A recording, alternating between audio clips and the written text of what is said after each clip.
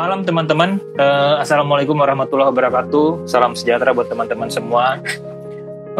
Selamat Idul Adha buat saudara-saudaraku yang besok berhari raya kurban.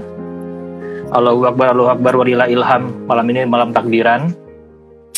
Senang rasanya kembali ketemu teman-teman, silaturahmi di udara. Malam ini obras Kamis malam seperti biasa. Kita ditemenin sama abang kita yang ganteng yang sudah dengan kumisnya muda lagi dia. Bang Arbain, makasih ya Bang. Pakai wig tadi pagi. Tadi pagi pakai wig. Jadi nggak kita kunjung genteng? Duh, belum bisa mutusin. Tapi pengen nggak. Cepat. Teman-teman, malam ini kita akan bahas kasus-kasus fotografi jurnalistik. Apa sih kasus-kasusnya? Kasusnya sih tentu nggak lain ya. Ini mengenai fotografi. Mungkin nanti Bang Arbain lah yang lebih paham kasus-kasus apa sih yang terjadi. Apakah ada manipulasi di foto, apakah ada editing, terus sampai fraud kita nggak tahu ya. Yang jelas Bang Arbain selama puluhan tahun di Kompas, terus 10 tahun lebih jadi redaktur foto di Kompas, pasti mengetahui hal seperti itu. Nanti kita akan ngobrol, teman-teman juga boleh nanya, tapi yang santuy-santuy aja. Karena konsep obras ini obrolan santai gitu. Siap. Jangan ada yang ngegas. Bang, yang penting apa? Tidak boleh ngegas. Siapa yang larang? Ntar gitu lagi. Siapa yang larang ngegas? Oke Bang, silakan Bang. Kalau dimulai, siapa dulu teman-teman boleh Bang. Ini banyak nih teman-teman. Oke, selamat malam semua. Selamat malam semua. Jadi saya itu senang ternyata dari kumpul-kumpul workshop apapun selalu butuhnya itu ngobrol-ngobrol yang kiri kanan ngalur itu yang nggak mainstream dan itu lebih disukai tampaknya ya. Jadi seperti sekarang ini saya juga milih topik yang jarang dibahas ya. Saya udah ngumpulin kalau nggak diomongin ini percum tak bergun gitu kan. Jadi seperti poster ya, percum tak bergun. Seperti poster yang sudah saya edarkan itu yang saya diposting oleh Dodi Sandradi, itu gambarnya adalah ini. Seperti ini mana nih? Kok gambar? Nah, ini ya. Poster ini Anda lihat ada gambar asap cendawan itu ya. Nah, itu yang ini peristiwanya tanggal 9 September 2004, yaitu bom di kedutaan Australia di Kuningan. Yes. Itu di Kuningan, Anda bayangkan, saya di Palmerah pagi-pagi itu ya, belum terlalu siang, di jam 10, jam 11 itu. Dua ledakannya itu, bayangin di Kuningan sampai di Palmerah pun getarannya terasa. Itu kaget sekali. Saya ingat betul, saya depan saya di KSP, ada Pak Max waktu itu ya. Saya ingat memori visual saya ingat betul. Kita lari ke jendela semua. Terus beberapa fotografer yang sedang di lapangan langsung semua dialihkan ke Kuningan. Dan menurut saya itu suatu keberanian yang luar biasa. Beberapa mereka itu hanya beberapa menit setelah bom meledak mereka sudah ceprat di tempat lokasi ledakan dan ada kemungkinan bom kedua dan ketiga dan keempat kan. Tapi mereka seperti mengabaikan itu. Dan yang lucunya ada sebuah taksi Bluebird. Sopirnya ternyata pingsan kaget, jadi tidak meninggal. Jadi karena kaget doang. Iya kaget doang. Kalau sempat waktunya panjang, saya tunjukin semua foto-fotonya. Tapi ini nggak sempat, jadi kita mungkin yang jadi kasus-kasus saja. Oke lah. Jadi bisa 6 lebih fotografer Kompas turun ke lapangan. Semua motret ya, 6 lebih ya. Apa yang terjadi malamnya? Malamnya Kompas tidak memakai foto karya wartawan itu sendiri. Dan Kompas memakai foto ini. Tunggu dulu ceritanya, justru ini kasusnya ya. Kompas memakai foto ini. Oke, kalau Anda perhatikan, koran-koran lain juga memakai foto ini. Misalkan ini, Republika, seperti di poster ya. Republika pakai foto itu. Sama. Ya, sama.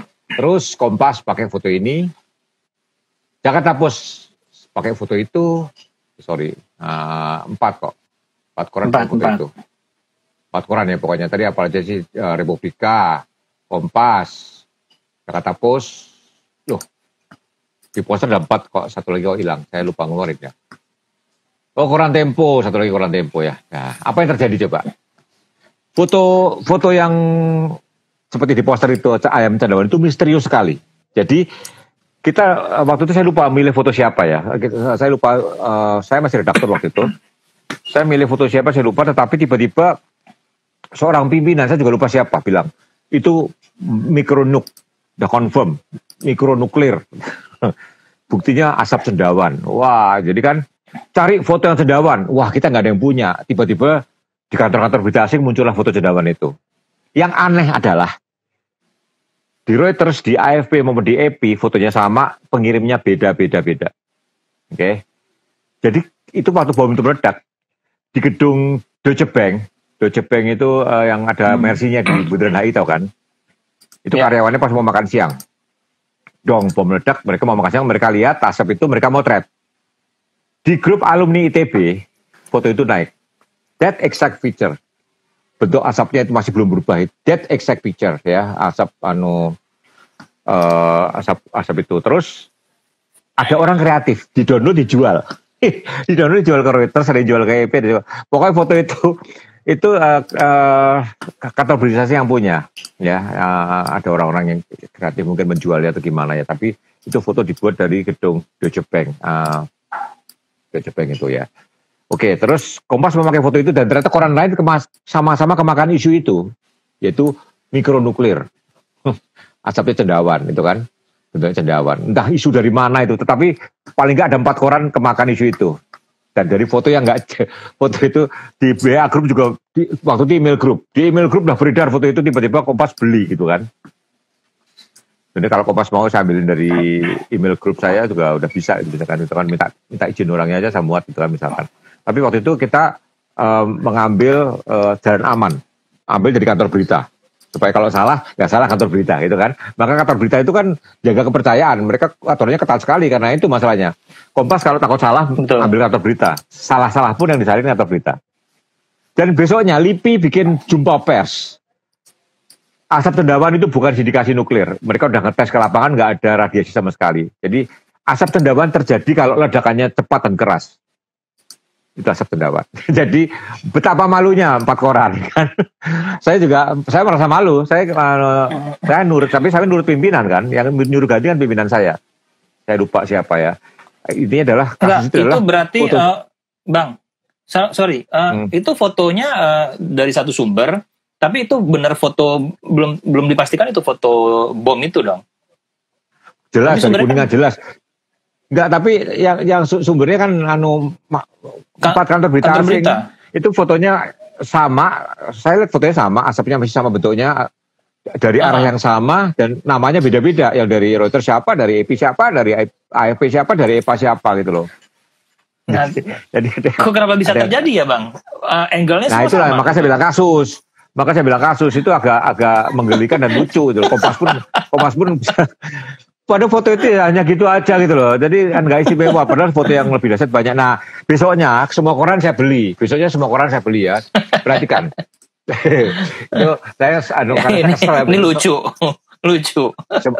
Semua koran saya beli ya. Ini poster kita ya. Ini. Lihat, di Indonesia itu best menurut saya. Lihat, Indonesia memotret sebuah mobil polisi yang hancur tepat di depan kedutaan Australia. Ini cempaka putih nih, bermasalah lagi nih. Layout sirkus, fotonya banyak, layout sirkus ya. Jadi kalau koran-koran Metro, Pos Kota, Warta Kota, itu memang diarahkan namanya layout sirkus, dibikin rame ya. Jadi, fotonya rame sekali, banyak foto. Bahkan ini foto mayat ini mahasiswa ini kasihan sekali ya. Biasanya dia naik ojek itu lewat Jalan Sudirman, kampusnya di daerah selatan ya. Hari itu kok dia lewat Kuningan, itu yang cerita sedihnya ya, si mahasiswi ini. Itu di covernya Warta Kota. Indopos juga mobil polisi tadi yang di Indonesia tapi dari belakangnya ya, Indopos. Dan Indopos itu masih setengah sirkus layoutnya ya. Dia menambahkan aneka foto. Ini bom cendawan di muat. Teman-teman nggak tahu teman-teman lain ya, tapi visual Abang nih agak pecah-pecah ya Bang ya. Teman-teman lain apa bisa ngelihat apa kebaca-bacaan juga? Tuh kata teman nge-lag karena mikronuklir itu. Agak nge-lag dikit kayaknya. Ini tapi nggak apa-apa lah. Foto yang luar. Ini kelihatan nggak? Seorang yang gendong anak kecil kelihatan. Samar-samar sih. Ngeblur bang. Karena sinyal Abang nih kayaknya. Oke, ini Indopos memuat sebuah foto ini yang mengharukan sekali ya. Jadi anak perempuan ini foto yang kasusnya lebih unik ya. ibunya itu bapaknya anak perempuan ini orang Italia, ya. Oke. Jadi ibunya orang Indonesia, orang Jawa, kawin sama orang Italia, dah cerai. Jadi anak ini bapaknya di Italia. Bapaknya anak ini, bapaknya ini orang Italia tapi masih di Jakarta. Tapi dah cerai sama ibunya. Ibunya mau kawin sama orang Australia. Lagi ngurus visa ke Australia. Keluar dari kedutaan Australia, kena bom meledak, ibunya meninggal, anaknya hancur. Anaknya pantatnya hancur. Ya. Si pria ini, secara nggak sengaja gendong dan lari panik. Dan kebetulan bisa sampai ke sebuah ambulans. Dan anak ini jadi selamat. Karena jasa bapak ini yang asal gendong aja, dia nggak tahu ini siapa, dia asal lari aja dan anak itu selamat. Itu kisah panjang ya, kalau kabar saya ceritain ya. Terus ini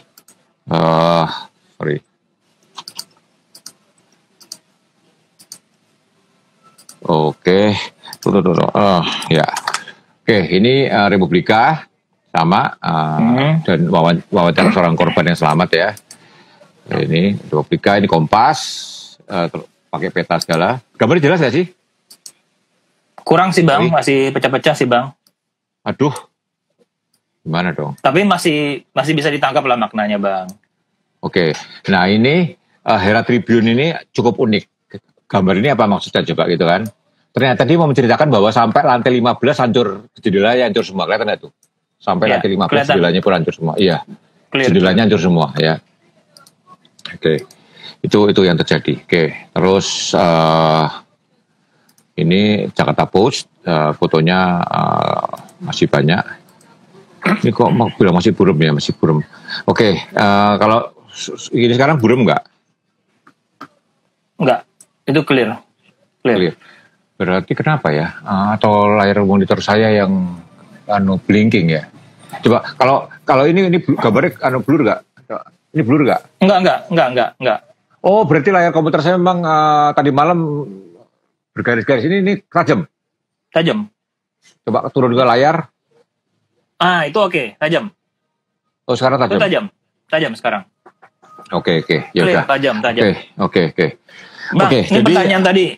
Kasus yang foto pertama tadi yang kayak asap kayak cendawan nuklir itu bagaimana? Ada nggak ketahuan nggak kasusnya gimana? Nah besoknya kasusnya adalah orang-orang itu terlalu bodoh untuk percaya bahwa asap cendawan itu artinya nuklir. Siapa yang membungkus rumor itu nggak tahu. Besoknya LIPI bikin pernyataan pers bahwa asap cendawan itu bukan karena nuklir.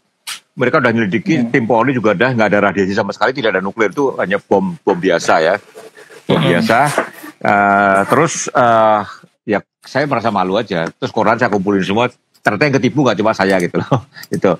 Saya sebagai redaktur kesel kan, semua staf saya motret tapi nggak dipakai gitu loh, malah pakai dari kantor berita asing.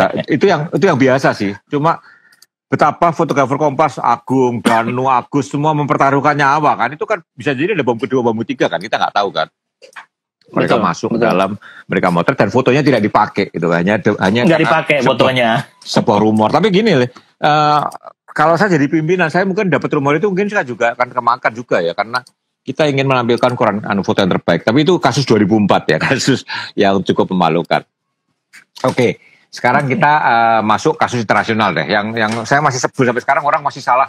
Bahkan kemarin seorang senior saya pun masih ngomongin ini loh. Ini apa yang tuh? saya sampai sekarang. Ini.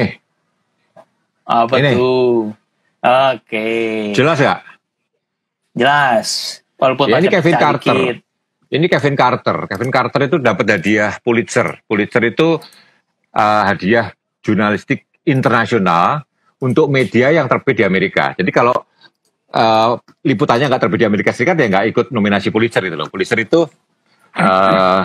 lebih tua daripada World Press Photo sih, tetapi hanya berita-berita yang terbit bisa disaksikan di Amerika Serikat. Di Amerika Serikat yang bisa ikut Pulitzer, ikut lomba Pulitzer ya. Foto ini Kevin Carter. Orang selalu bilang Kevin Carter merasa bunuh diri karena merasa bersalah. Enggak, itu rumor yang ngaco banget ya. Ini foto ini jadi kasus yang bahwa foto itu kalau terlalu kuat, infonya malah melenceng, nggak karu-karuan. Ini foto kuat karena terbatas ya. Kalau motretnya lebih lebar lagi, sebelah kanan itu banyak tentara Amerika, sebelah kiri banyak orang-orang yang lain ya. Jadi anak ini nggak sendirian, ibunya di sebelah kanan ya. Ibunya lagi ambil makanan dari helikopter gitu. Nah, yang lihat burung yang coba Kevin Carter doang, ada 5 fotografer semuanya. Salah satunya namanya Da Silva. Da Silva itu risih dengan rumor yang beredar sehingga dia nulis buku berjudul The Boy Who Became Postcard. Jadi anak ini boy ya, bukan perempuan ya. Anak ini boy, anak laki. Yeah. Dia menulis bahwa kami berlima motret. Si Kevin itu tiba-tiba pamer foto setelah sehari kemudian pamer aku dapat foto ini. Kita semua yang lain nggak lihat burung itu, jadi mungkin Kevin pas nengok lihat burung jebret terus dia motret lagi gitu loh. Jadi yang lihat cuma Kevin, burung itu hinggap cuma sebentar. Kalau Anda tahu biologi, burung pemakan bangkai itu nggak pernah sendiri. Dia burung pengecut. Dia hanya berlari rame-rame. Dan dia tidak akan turun kalau mangsanya masih bergerak. Kalau Anda perhatikan di National Geographic Channel atau di Discovery Channel segala itu, mereka kan muter-muter di atas bangkai sapi, muter-muter 5-6 burung, muter-muter terus lama baru turun setelah bangkai itu memang jelas tidak bergerak ya toh. Jadi si Kevin Carter itu bunuh diri bukan karena foto ini. Anda kalau mau membaca lebih jauh tulisan saya, Anda googling Arben Rambe foto terkenal dan rumornya ya. Arben Rambe foto terkenal dan rumornya, Anda bisa dapat tulisan saya itu sudah disadur banyak web ya, tapi tetap mencantumkan nama saya tentang saya menyarikan buku The Boy Who Became a Postcard itu tentang realitas foto ini ya. Jadi foto ini kasusnya adalah melencengnya jauh banget itu loh. Sampai jadi film Bang Bang Club segala kan. Foto ini Kevin Carter bunuh diri bukan karena foto ini, karena dia memang sakit, ada gangguan stres ya. Dia depresi soal yang lain kok. Ya, dan dia tahu anak ini nggak ada bahaya, wong ibunya di depan anak ini kok gitu loh. Itu kasus yang saya bilang lebih internasional ya. Oke, sekarang kita ganti foto lain lagi, kita pindah lagi foto yang lain. Sekarang kita jauh deket ya, Bogor ya, nggak usah jauh-jauh ya. Lihat foto ini, jelas nggak Oi? Jelas. Ini Desember 2017 ya. Ini Polres Bogor yang menerbitkan foto ini, sebuah angkot kecelakaan. Anda perhatikan baik-baik. Foto ini angkotnya kayak mainannya nggak? Kelihatan nggak? Angkotnya kayak mainan. Kecil. Seolah mainan. Iya. Jadi foto ini dinaikkan di Instagramnya Polresta Bogor. Rame ini, jadi bully-bulian. Wah, saya di tag macam-macam rame bahwa Polres Bogor memalsukan foto gitu loh, ya. Kelihatan kan foto ini, angkotnya yang terguling kayak main-main kan. Jadi si sopirnya ini duduk kayak backgroundnya kayak backdrop kayak mainan mobil gitu ya, bum car gitu ya, dia nggak. Jadi Polresta Bogor dihujat karena dianggap foto kayak gini diposting itu kan. Nah ini foto kedua yang diposting oleh Polresta Bogor juga ya. Ini, nah sekarang agak real karena ada polisi yang nempel di mobil angkot yang terbalik ya nggak? Jelas nggak? Iya. Jelas. Ya. Jadi ini Desember 2017 tadi nggak jelas tuh ya. karena sinyal aja bang. Ini sinyal bagus, udah clear lagi kok. Bener Bu. Oke. Monitor jadi ini foto kayak ini mainan ya. Ini kayak mainan banget. Ini real, oke? Ini kayak real. Kenapa ini terjadi? Ini masalahnya karena dipotret pakai handphone. Handphone itu lensa optiknya lah. Optiknya, koreksinya semuanya itu adalah eksepsional, tidak seperti kamera, sehingga akan terjadi hal-hal yang di luar nalar ya. Ini contoh bahwa handphone itu bisa jadi seaneh ini. Handphone itu karena sensor kecil semuanya tajam semua, sehingga angkot itu jauh dari si sopir ini, jadi kan tampak kecil, tapi karena tajam semua tampaknya jadi dekat gitu loh. Handphone itu kan sensor kecil, semuanya tajam, jadi nggak timbul depth of field, sehingga angkot yang jauh itu tampaknya dekat sehingga tampaknya jadi nggak seimbang. Tapi begitu ada polisi yang maju gitu nih jadi lebih masuk akal. Nah penjelasannya seperti ini. Ini penjelasannya saya buat ya. Ada tentara, ada supir angkot, ada polisi. Ya kondisinya seperti ini ya. Jadi kalau boleh lihat mereka tadi kondisinya seperti ini. Ada tentara, ada polisi, kamera ya. Jadi diagramnya seperti ini. Nah, saya akan menunjukkan ke Anda bahwa lensa wide sama lensa tele itu mempunyai efek. Suara apa tuh? Jadi angkot. Ini saya akan tunjukkan efek lensa tele sama lensa wide. Efek lensa tele sama lensa wide ya. Perhatikan ya. Ini patung Loro Blonyo 2 ini. Ini di posisi saya letakkan di kap mobil saya, di depan rumah saya ya. Tidak saya rubah. Ini pakai tele, tampaknya mereka bersebelahan ya nggak? Tapi kalau pakai wide angle, saya mendekatin ke patung yang perempuan. Jadi ini kayak gini. Ini pakai wide angle, ya. Pakai wide angle, ini tidak saya rubah sama sekali ya. Kalau pakai wide angle, Lensanya saya dekatkan patung perempuan, patung lakinya kelihatan jauh. Tapi begitu saya mundur, pakai tele, dua patung tampaknya saling berdekatan. Itu namanya efek compaction. Kenapa bisa begitu? Saya terangkan. Kalau saya pakai lensa wide, jarak kamera ke patung perempuan katakanlah 10 cm. Jarak lensa ke patung cowok katakanlah 50 cm. Artinya 1:5 ya enggak? Ya enggak, Oi?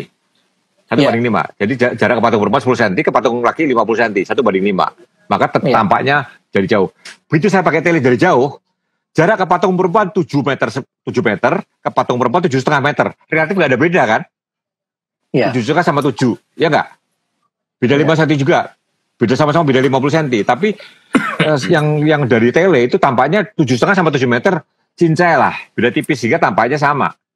Itu efek lensa wide sama lensa tele. Ini efek compaction yang terjadi sama patung tadi itu. Patung ini yang terjadi. Dan dalam kamera handphone yang bikin parah adalah karena handphone itu sensor kecil tajam semua, ya susah untuk bikin doff. Baru belakangan handphone bisa doff. Itu kira-kira ini kasus yang terjadi ya. Jadi polisi Polresta Bogor itu dibully gara-gara foto ini, dibilang posting foto main-main gitu loh, kira-kira gitu. Oke, mungkin kalau ada pertanyaan dulu. Belum ada. Aku mau nanya foto ini nih Bang, ya. Ini Abang kan kasih 2 foto nih. Ini satu tadinya gini. Ya, oke. Nah, oke. Ini kita maksudnya gimana? Saja ya. Kita bahas itu foto saja ya. Foto ini. Ini foto terjadi di Prancis tahun 2008 ya. Ini kasus besar. Nama wanita ini namanya Rachida Dati. Ini ya.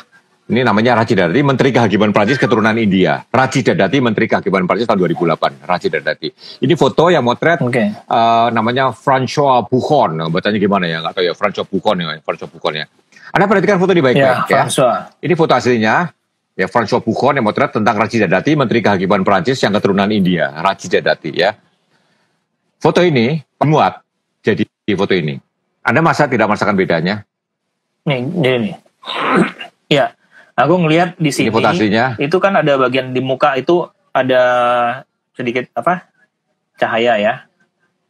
Terus kalau jadi media ini udah clear. Cincinnya hilang. Cincin. Ada cincin itu? Cincin ada. Cincin masih? Ini nggak ada. Bagian pipi, bukan, cincinnya hilang. Coba ini foto aslinya ada cincinnya. Di foto yang dibuat tidak ada cincinnya. Nah, si Buffon itu protes. Kenapa cincin dihilangkan? Ternyata, ya itu kasus cincin itu cincin penuh berlian yang sangat mahal. Ya konon menyangkut kasus korupsi macam-macam ya. Pokoknya diramaikan macam-macam lah sehingga ya ini kasusnya adalah kasus hanya menghilangkan cincin. Karena fotografernya merasa karyanya diperkosa, dia protes, terbongkarlah kasus